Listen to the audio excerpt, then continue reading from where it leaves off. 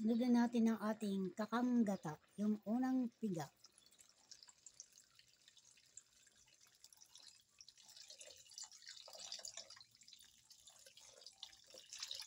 Oh, daming gata. Mas masarap pag maraming gata.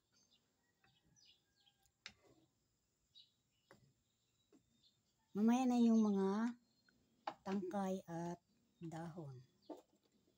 Ito yung tangkay at dahon ng gabi.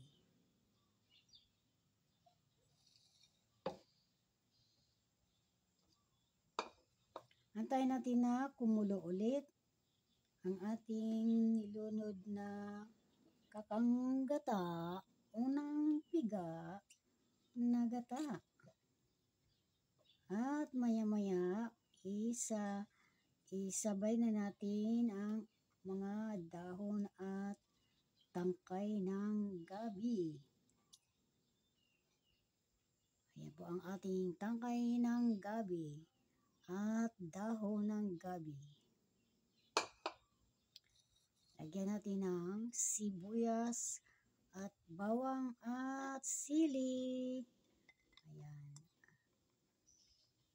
Siling panigang na may siling mahanghang.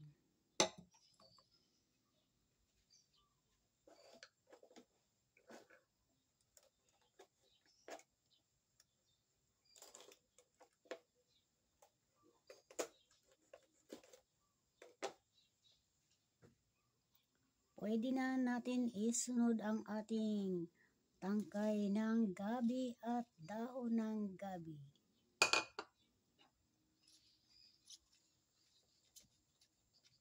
Hayaan natin na kumulo. Marami to. Marami tong tangkay ng gabi. Hayaan natin kumulo, guys.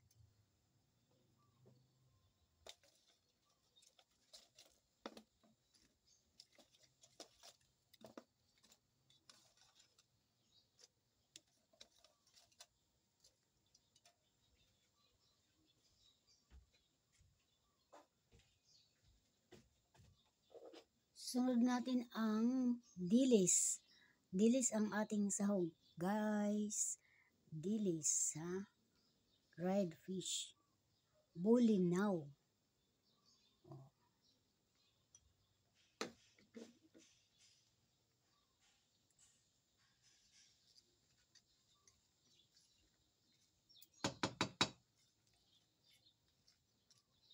Kailangan talaga ilagutok, no?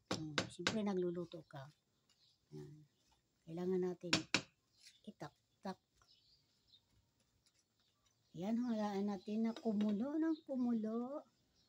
At dagdagan natin ng kakanggata. Mas masarap ang magata. Okay, yan. Malinamnam ang ating ginataang gabi. Mamaya yung vinegar. Dilis lang ang ating sahog sa ating ginataang gabi.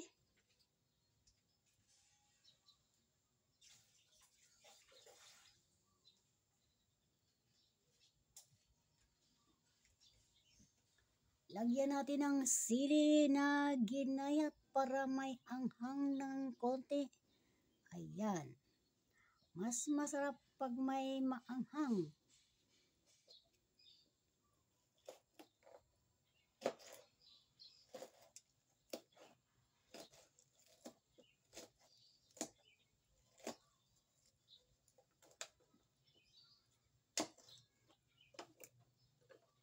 Dagdagan natin ng isa pang siling panigang.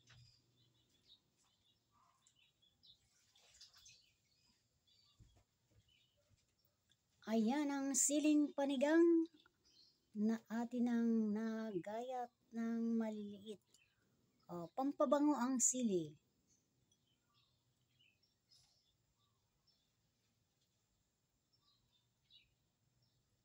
Ginataang gabi with dilis.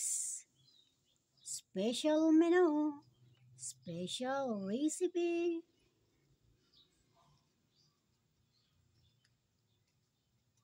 O, hayaan natin na kumulo siya, no? Hayaan natin kumulo ang gata. Mga 2 oras pa yan. Okay. Ginataang gabi sa dilis dahil request niya na dilis ang isahog, simutin natin ang gata.